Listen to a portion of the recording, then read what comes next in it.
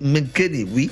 Laure, Nadège Ngonlet, Patrick Junior Ngouné, Magino Numbisi Chouake, je crois que c'est ça, et puis Fabien Sacriste. Voilà donc les 14 noms qui ont travaillé pour ce fameux rapport que nous essayons de remettre sur la table ce matin. Président Badakani, quand on parle du contentieux historique, peut-être qu'il faudra d'ailleurs se retourner vers l'histoire.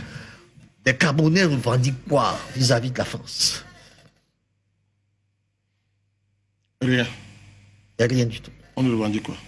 Nous reprochons quoi à la France? Rien. Rien du tout.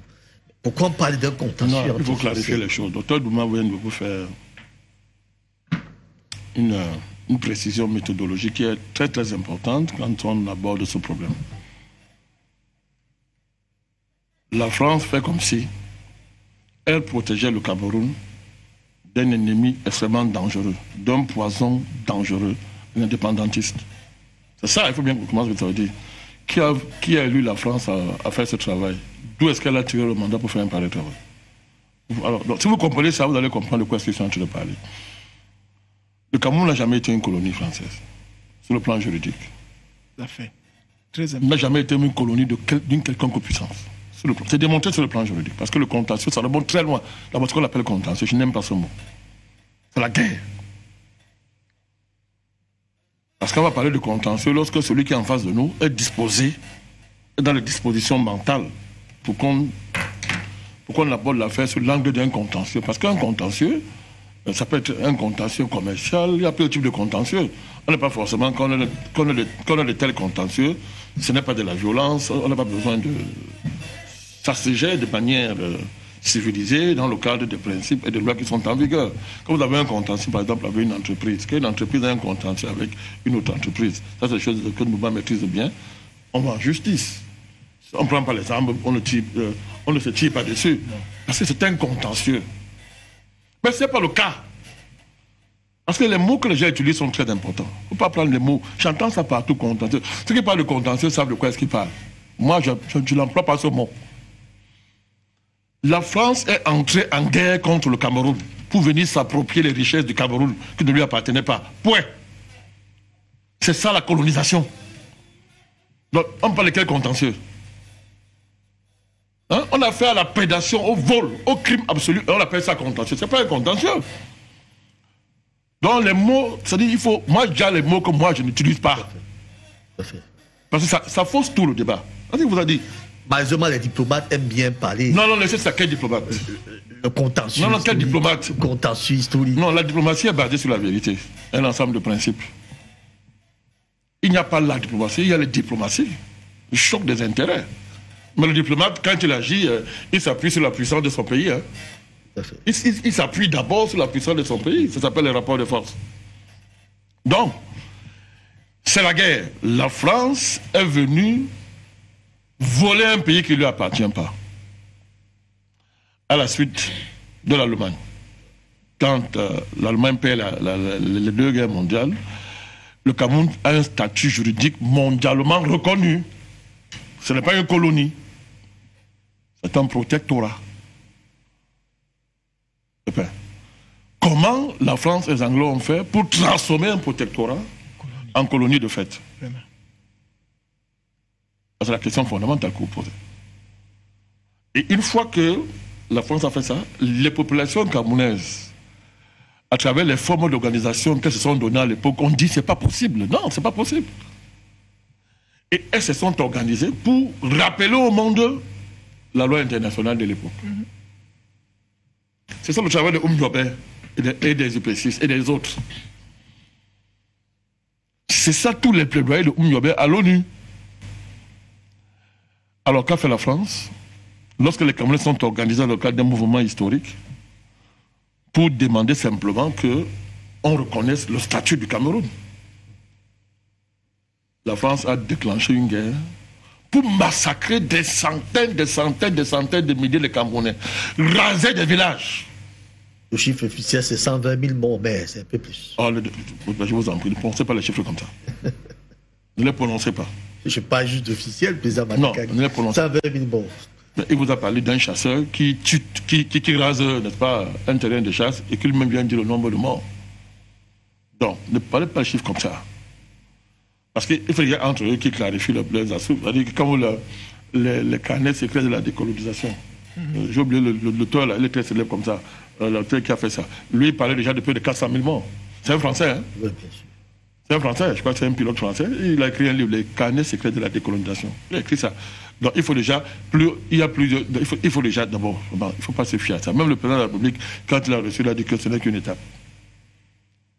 Bon, si le président lui-même dit ça, du haut de sa diplomatie présidentielle, il a dit que ce n'est qu'une étape. Il faut suivre son discours, hein. Il faut suivre son discours. Je voulais vous rappeler que le Cameroun a refusé de collaborer, parce qu'on ne le dit pas. Mais madame, vous l'appelez qui? C'était Ramondi, tu sais quoi?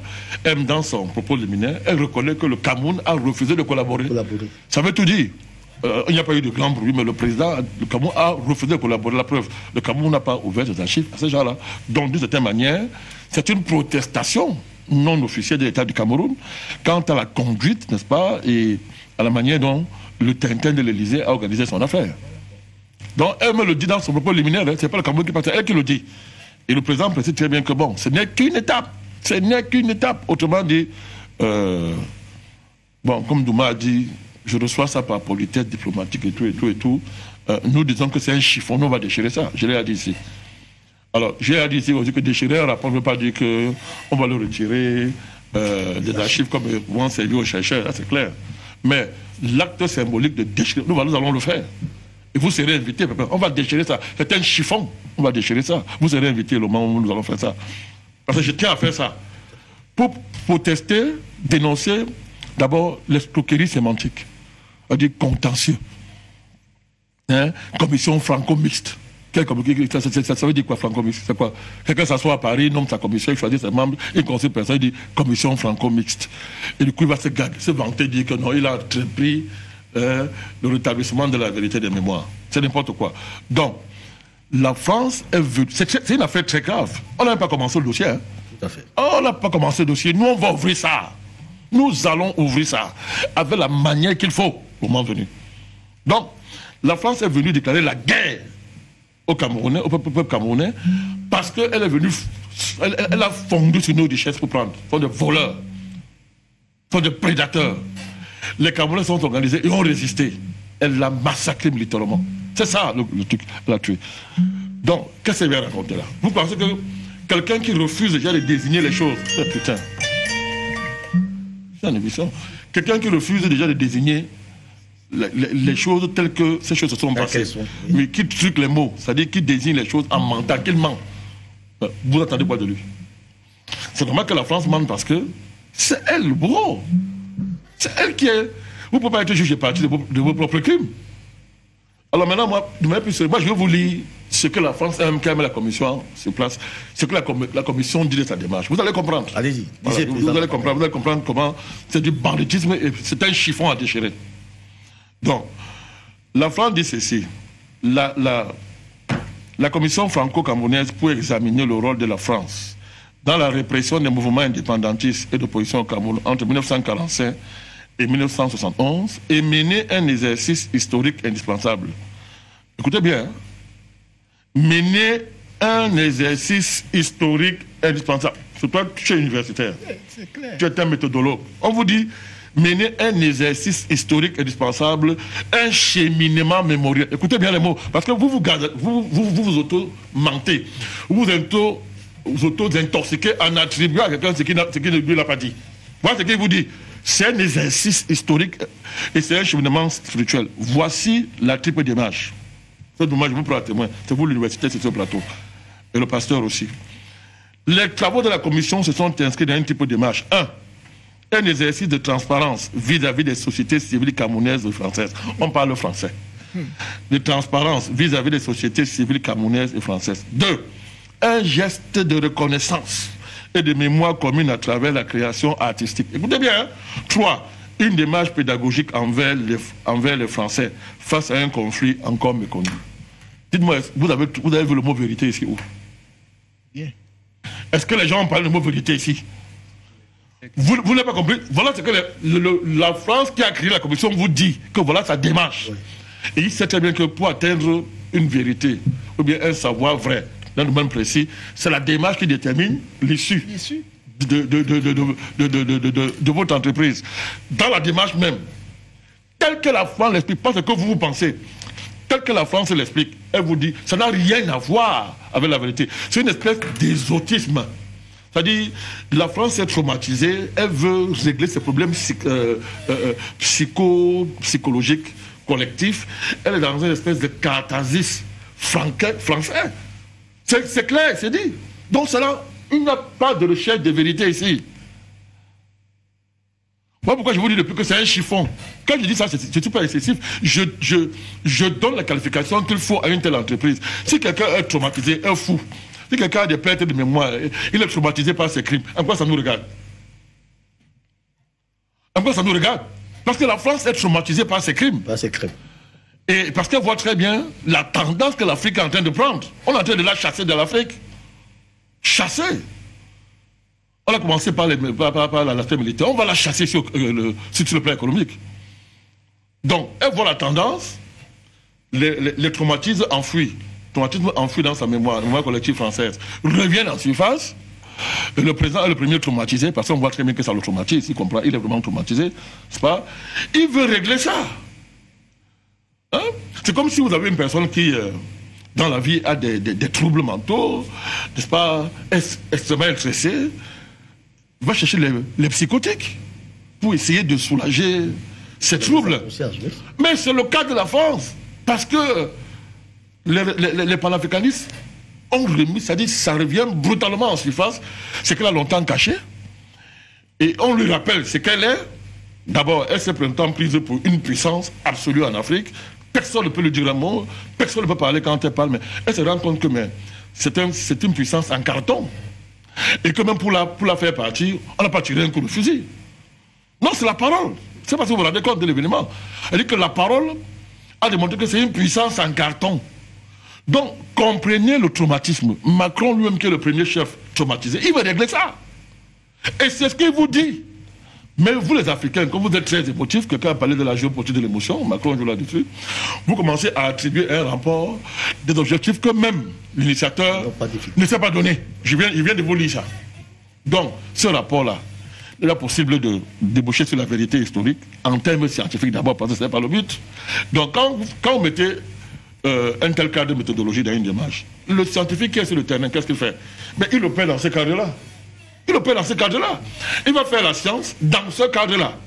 Ça veut dire quoi? Je vous ai parlé, c'est la première fois, de ce que j'appelle l'historien politicien. Vous parlez de ça ici. C'est une catégorie que l'Occident a inventée dans l'histoire. L'historien politicien. Celui qui a commandé ce rapport, le patron s'appelle Emmanuel Macron. Quel est son statut? Président de la France. Instructeur professionnel des Africains et de l'Afrique. C'est-à-dire qu'à l'heure comment le rapport, il insulte l'Afrique dans le cadre d'une conférence diplomatique, il passe des ambassadeurs, il nous insulte copieusement. Même les Français racistes qui sont pour certains, pour la plupart, je ne sais pas le nombre exact, disent que non, vraiment, c'est trop, pas parce qu'ils nous aiment, parce que, il dit que nous on veut faire ça en soft, on fait ça de manière soft, en masque. Mais toi, tu viens nous exposer comme ça, tu incites les gens à Mondovision. Le monde entier voit que nous sommes un État raciste ouvertement. Donc la même personne qui fait ça, vous pensez que quelqu'un qui vous insulte à Mondovision matin, midi, soir, est en mesure de commander un rapport objectif sur la vérité de la mémoire entre nous et la France? C'est pour ça donc qu'il va bigarrer ça avec un folklore artistique. C'est ça, Blick Bassi. C'est-à-dire que quand on a fini de faire ça, on va faire le folklore, l'émotion, on va faire le folklore, on va faire des ateliers de théâtre, de danse, machin. Les gens vont faire des grimaces comme des singes. On va filmer pour venir donc agrémenter. La scène. Oui, c'est ça le mot, pour théâtraliser la scène, parce qu'on veut jouer dans votre émotion. C'est ça qu'il s'agit. C'est pas un rapport, ça. C'est une provocation. Pas pourquoi nous allons déchirer ça de manière symbolique. C'est une provocation. Tout à fait. Donc, en la matière, nous on n'attend rien de la France, parce que nous connaissons notre histoire. Je veux dire qu'il y a au moins 1000 livres dans le monde qui circulent sur nos relations avec la France. Au moins 1000 livres. Dans lesquels vous avez des livres des Camerounais. Tout à fait. Et d'autres Africains et d'autres chercheurs internationaux. Nous connaissons notre histoire. Nous avons des compétences pour écrire notre histoire sérieusement. Donc, c'est Macron qui a des problèmes. Il est traumatisé. Certains ne tiennent pas. Les Français sont traumatisés. Alors, il invente une histoire, une espèce de psychotique. Un rapport psychotique pour essayer de calmer